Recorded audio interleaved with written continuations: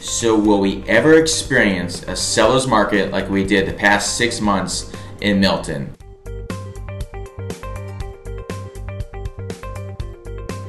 Let's be honest, it was an absolute bloodbath if you were a buyer trying to find a property in the suburbs.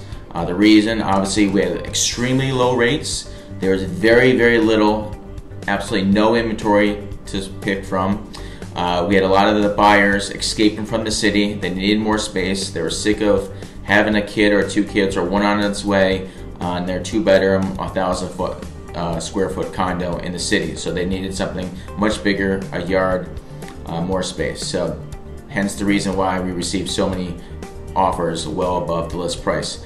So I did a quick analysis on the halftime report, I call it. There was over 150 single families were sold the first half of this year. The average list price was $924,000. The average sales price was $973,000. That's about a $48,000 difference. I don't think we'll ever experience a market like we did the last 6 months when you're seeing the list price to sales price ratio that high. So I actually broke it down even further. I compared the 2020, and this is when the pandemic started, around March, April, May was the height of it. There's only 94 properties sold, so 150 versus 94. The average list price was $1,018,000, and the average sales price was $986, so below the list price. But a lot of this data contributes to a large $8 million property that was sold on Corey Lane, 77 Corey Lane last year.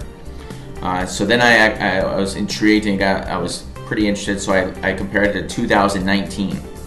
There was 104 single families sold. The average list price was $853,000, and the average sales price was $845,000, again below the list price. So essentially, the average sales price in 2019 was $845,000. This year it's $973,000, so about $128,000 difference. So essentially, your house in Milton is worth $128,000 from 2019 to 2021. Now, my predictions on the fall market, I think obviously everything's based on motivation. If we continue to have low inventory, low rates, it will still be pretty active. I don't think we're nearly going to experience the bloodbath that we had the first 6 months. But again, everything is based on motivation for the seller and motivation to the buyer. If it's priced right and the conditions right and it's in a great neighborhood, it's going to go pretty quickly. The problem is if sellers tend to overprice their property, it will sit, and we are starting to experience that right now in Milton.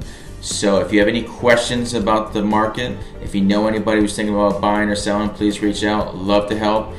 Thanks again, Brian.gagnon, Coldwell Banker.